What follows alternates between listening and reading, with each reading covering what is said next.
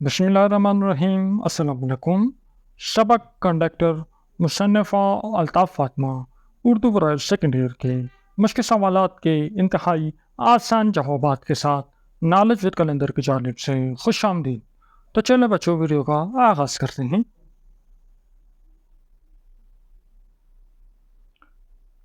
پہلا سوال درج ذیل سوالوں کے مختصر جوابات لکھیں۔ پہلا سوال، لالو کے بارے میں ماسٹر صاحب کیا کہتے تھے؟ ماسٹر صاحب لالو کی تعلیمی کارکردگی سے کافی مایوس تھے۔ ان کا کہنا تھا کہ اس کو ایک لفظ نہیں آتا، بس کچھ باتیں اس نے رٹ ڈالی ہیں تاکہ بوقت ضرورت کام آئیں۔ ماسٹر صاحب اکثر لالو کو کہتے کہ تم یا تو گھاس کاٹو گے یا بہن بھائیوں کی نوکری کرو گے یا پھر کہیں ہوٹل میں بیرا گیری کرو گے۔ یعنی وہ اتنے تنگ تھے کہ لالو اتنا نالائق تھا ان کی نظر میں۔ دوسرا سوال، لالو گھر سے غائب ہو کے کہاں جاتا تھا؟ تو جواب ہے کہ لالو اکثر گھر سے غائب ہو کے مسلم لیگ کے دفتر چلا جاتا تھا، مسلم لیگ کے جلسے جلوسوں میں شرکت کرتا، شہر کی دیواروں پر آزادی کے حوالے سے پوسٹر چپسا کرتا، قائد اعظم اور پاکستان کے حق میں نعرے لگاتا تھا۔ ماسٹر صاحب لالو اور اس کے بھائی کو کہاں سے پکڑ کر لائے تھے؟ ایک صبح لالو اور اس کا بھائی دونوں اسکول کے لیے گھر سے نکلے اور دوسری صبح تک گھر نہ لوٹے۔ ساری رات ان کی اماں روتی رہیں، ان کی گمشدگی پر پریشان رہیں۔ 4 بجے ماسٹر صاحب دونوں کو گردن سے پکڑ کر لائے اور ان کی اماں کو بتایا کہ آپ کو دونوں صاحبزادے لیاقت علی خان کے جلوس میں شریک تھے اور نعرے لگا رہے تھے۔ قیام پاکستان کے بعد لالو نے اپنی زندگی کیسے گزاری؟ پاکستان بننے کے بعد لالو نے بس کنڈکٹری شروع کر دی۔ لالو نے پاکستان کو ایک بس اور خود کو اس بس کا کنڈکٹر قرار دیا۔ پھر لالو نے پہلے ایک نائٹ اسکول میں داخلہ لیا، اس کے بعد کالج جوائن کیا، نیز اس نے ایک اسکول ٹیچر سے شادی بھی کر لی۔ کراچی میں اپنا معقول بزنس جما لیا اور اپنا بنگلہ بھی تعمیر کر لیا۔ لالو کی سرگرمیوں پر لالو کے والدین نے کن خیالات کا اظہار کیا؟ لالو کی والدہ نے پریشان ہو کر لالو کے والد سے شکایت کی کہ وہ لالو کو جلسے جلوسوں میں جانے سے روکیں، تو لالو کے والد نے بیوی سے کہا کہ بیگم، آزادی کی تحریک میں بے شمار لوگ شامل ہو چکے ہیں، ہم کس کس کو منع کریں گے؟ یہ تو وقت کا تقاضا ہے کہ مسلمانوں کو آزاد ملک ملنا چاہیے۔ اگلا سوال، لارڈ ماؤنٹ بیٹن کون تھے؟ آپ ہندوستان کے آخری وائسرائے تھے اور ہندوستان میں تاج برطانیہ کے نمائندے تھے۔ لارڈ ماؤنٹ بیٹن نے 3 جون 1947 کو تقسیم ہند کا منصوبہ پیش کیا اور تقسیم کے بعد بھارت کے پہلے گورنر جنرل کے عہدے پر بھی فائز رہے۔ لارڈ ماؤنٹ بیٹن نے سازش کر کے بہت سے مسلم اکثریتی علاقوں کو ہندوستان میں شامل کر دیا تھا۔ اگلا سوال ہے، خالی جگہ پر کریں۔ اب تو اس نے کراچی میں اچھا بزنس جما لیا۔ لالو کے خد و خال پر حماقت کی گہری چھاپ نمایاں تھی۔ ہم لوگ اپنی برتری جتانے کے لیے لالو کا مذاق اڑاتے، ان نعروں اور جلوسوں میں عجیب سی کشش تھی۔ اب وہ دیوانہ وار مسلم لیگ کے دفتر جاتا تھا۔ سوال نمبر 3، سبق کے حوالے سے مندرجہ ذیل جملوں کی وضاحت کریں۔ اب ہم پلاسی اور سرنگا پٹم کے میدانوں میں اپنی شکست کے اسباب ڈھونڈ رہے تھے۔ وضاحت ہے کہ پلاسی سے مراد جنگ پلاسی ہے جو انگریزوں اور نواب سراج الدولہ کے مابین لڑی گئی تھی۔ انگریزوں نے نواب کے وزیر میر جعفر کو نوابی کا لالچ دے کر اپنے ساتھ ملا لیا اور نواب کو شکست سے دوچار کیا، جبکہ سرنگا پٹم سابق بھارت ریاست میسور کا دارالخلافہ تھا۔ یہاں 1799 کو ٹیپو سلطان اور انگریزوں کے درمیان لڑائی ہوئی۔ انگریزوں نے ٹیپو کے وزیر میر صادق کو اپنے ساتھ ملا لیا تھا۔ مصنفہ الطاف فاطمہ لالو کے بارے میں کہہ رہی ہیں کہ اسے پڑھائی سے کوئی دلچسپی نہ تھی۔ جب ہم اپنی کتابوں میں پلاسی اور سرنگا پٹم کی لڑائی میں مسلمانوں کی شکست کے اسباب پڑھ رہے تھے تو اس وقت لالو آزادی کی جدوجہد میں مصروف تھا، ہم سے زیادہ اس وقت کے حالات سے باخبر تھا۔ نمبر 2، اب ہم کس کس کو روکیں گے؟ یہ تو وقت کی آواز ہے، زبان خلق ہے۔ وضاحت: لالو جب مسلم لیگ کی سرگرمیوں میں بہت زیادہ دلچسپی لینے لگا اور پڑھائی چھوڑ چھاڑ کے آزادی کے لیے منعقد کیے جانے والے جلسوں میں شرکت کرنے لگا تو اس کی والدہ نے پریشان ہو کر لالو کے والد سے شکایت کی کہ وہ لالو کو جلسے جلوسوں میں جانے سے روکیں۔ تو لالو کے والد نے بیوی سے کہا کہ بیگم، آزادی کی تحریک میں بے شمار لوگ شامل ہو چکے ہیں، ہم کس کس کو منع کریں گے؟ یہ تو وقت کا تقاضا ہے کہ مسلمانوں کو آزاد ملک ملنا چاہیے، اب تو ہر ایک کی زبان پر الگ وطن کا مطالبہ ہے۔ کسے خبر تھی کہ وہ انتظار کر رہا ہے؟ وضاحت: یہ جملہ لالو کے بارے میں ہے۔ الطاف فاطمہ کہتے ہیں کہ لالو اکثر کسی گہری سوچ میں بیٹھا رہتا یا چارپائی پر لیٹا نیم آنکھوں سے آسمان کو تکتا رہتا۔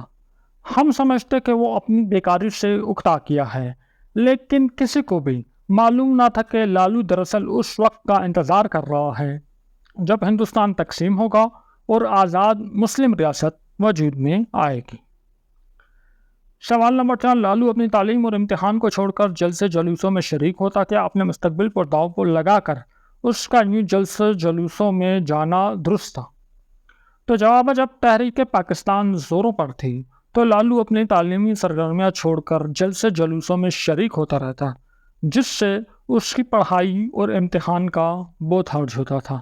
ہمارے خیال میں لالو کا یہ اقدام بالکل درست تھا، کیونکہ پڑھائی اور امتحان زندگی میں بار بار آتے ہیں، لیکن قوموں کی تاریخ میں آزادی کے امتحان بار بار نہیں آتے۔ اور جہاں تک مستقبل کو داؤ پر لگانے کا تعلق ہے تو اس نازک موقع پر مستقبل تو پوری مسلمان قوم کا داؤ پر لگا ہوا تھا، اور پوری مسلمان قوم کے مستقبل کو بہتر بنانے کے ایک یہی صورت تھی کہ پاکستان کے حصول کے لیے نوجوانان اپنا مال، جان، وقت لگا کر سب کچھ قربان کر دیں تاکہ ایک آزاد وطن کا خواب پورا ہو سکے۔ لہٰذا لالو کا فیصلہ بالکل ٹھیک تھا۔ اگلا سوال ہے، استدراکی اور سببی جملوں کی تمام اقسام دو مثالوں کے ساتھ لکھیں۔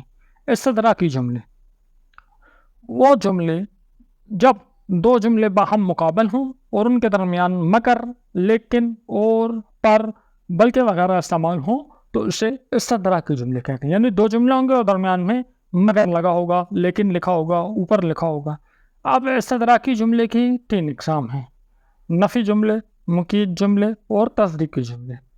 نفی جملے: اب دیکھیں، نفی جملوں میں 2 جملے ہوتے ہیں، اس میں پہلے جملے کی نفی یا رد دوسرے جملے میں آتا ہے، تو 2 جملے ساتھ ساتھ ملے ہوتے ہیں، اور جو دوسرا جملہ ہے وہ پہلے جملے کو نفی کر رہا ہوتا ہے، اس کا نیگیٹو ہوتا ہے۔ اب اس کی مثالیں دیکھ لیں۔ باتیں بنانا آسان ہے مگر، اب یہ مگر کے بعد کیا رہا ہے؟ کام کرنا مشکل۔ اب کام کرنا مشکل یہ جو ہے نا، یہ اس پہلے جملے کا اپوزٹ ہے اور درمیان میں مگر آیا ہوا ہے۔ اتنا دولت مند اور اتنا کنجوس، اب یہ اور درمیان میں آیا ہوا ہے، ایک سائڈ پہ دولت مند ہے اور دوسرے سائڈ پہ اس کا اپوزٹ کنجوس ہے۔ پھر ہے مقید جملے۔ ان جملوں میں دوسرا جملہ پہلے جملے کو مقید اور محدود کر دیتا ہے، لیمیٹڈ کر دیتا ہے۔ اب مقید جملے کی مثالیں: وہ وعدے تو کرتا ہے لیکن یاد نہیں کرتا۔ وہ وعدے کرتا ہے، اس کے بعد آ گیا لیکن کے بعد آ گیا یاد نہیں کرتا۔ اب اس یاد نہیں رکھتا نے اس کے وعدے کرنے کو ایک لمیٹڈ کر دیا۔ وہ دوست تو ہے پر زیادہ مخلص نہیں۔ وہ دوست تو ہے، ایک جملہ ہو گیا، اس کے بعد ہے پر، اس کے بعد ہے زیادہ مخلص نہیں۔ اس زیادہ مخلص نہیں نے اس کی دوستی کو تھوڑا سا گھٹا دیا، تھوڑا سا کم کر دیا۔ تصدیقی جملے: ان جملوں میں دوسرا جملہ پہلے جملے کی تصدیق کرتا ہے۔ تصدیقی جملے کی 2 مثالیں: تم صرف نالائق ہی نہیں بلکہ کام چور بھی ہو۔ اب یہ بلکہ پہلے ایک جملہ پہ دوسرا جملہ، نالائق ہی نہیں، کام چور بھی ہو، یعنی اس نالائق کو کام چور کہہ کے اس کی نالائقی کی تصدیق کی جا رہی ہے۔ ٹھیک ہے، اس کی نالائقی کا مطلب بڑھایا جا رہا ہے۔ وہ نہ صرف خود پڑھتا ہے بلکہ دوسروں کو بھی پڑھاتا ہے۔ اب یہ دوسرا جملہ جو ہے بلکہ کے بعد یہ پہلے جملے کی کیا کر رہا ہے؟ اس کی تصدیق کر رہا ہے۔ سببی جملے، اس کو کہتے ہیں ریزننگ سینٹینس۔ ٹھیک ہے، ان جملوں کو کہتے ہیں جس میں دوسرا جملہ پہلے جملے کی وجہ سے سبب یا نتیجے کو ظاہر کرے۔ ان جملوں سے پہلے کیونکہ چونکہ اس لیے اس واسطے لہٰذا وغیرہ کا استعمال ہوتا ہے۔ نہیں، 2 جملے ہوں گے، جو دوسرا جملہ ہوگا وہ پہلے جملے کی وجہ بتائے گا۔ ٹھیک ہو گیا، ان کو آپ کہو گے سببی جملے۔ مثالیں، وہ بہت بدتمیز ہے اس لیے میں اس سے دوستی نہیں کرتا. ٹھیک ہے، لیے اب وہ بہت بدتمیز ہے اس لیے میں اس سے دوستی نہیں کرتا. اس نے محنت نہیں کی اس واسطے وہ فیل ہو گیا. محنت نہیں کی اس واسطے وہ فیل ہو گیا. آج بارش ہے لہٰذا بارش کا امکان بہت زیادہ ہے. آج بارش ہے اور لہٰذا، اور یہ دوسرا جملہ بارش کا امکان بہت زیادہ ہے.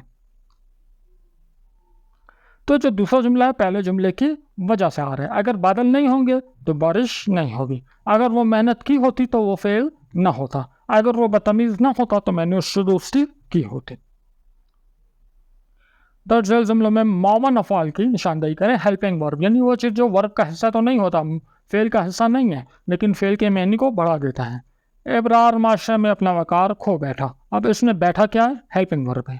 ہجوم میں میرا دم گھٹنے لگا تھا. دیکھو گھٹنے اور لگا ایک ایسا لفظ ہے جس نے کیا کیا، گھٹنے کا معنی بڑھا دیا. کاش تم میں جیت سکو. اب یہ سکو جو ہے نا، سکو کا اپنا کوئی مطلب نہیں ہے، لیکن یہ جیت کے معنی کو اس نے بڑھا دیا. تمام طلبا یک زباں بول اٹھے. اب یہ اٹھے جو ہے اس کا کوئی معنی نہیں ہے، لیکن اس نے بولنے کے معنی کو بڑھا دیا. تانے دار ملزم پر برس پڑا. اب یہ پڑا جو ہے یہ کیا ہے، وہ اس میں معنی اس کا بڑھا رہا ہے. تو اس کے ساتھ ہی ہمارا آج کا لیکچر اپنی اختتام پہ پہنچا. اگلے لیکچر میں انشاءاللہ اگلے سبق کی مشق کے ساتھ دوبارہ آپ کی خدمت میں حاضر ہوں گے. ویڈیو پسند آئی ہے اس کو لائک کریں، دوستوں کے ساتھ شیئر کریں اور ہمارے چینل کو سبسکرائب کریں. نیکسٹ ویڈیو میں ملاقات ہوگی. اپنا خیال رکھیے گا. اللہ حافظ.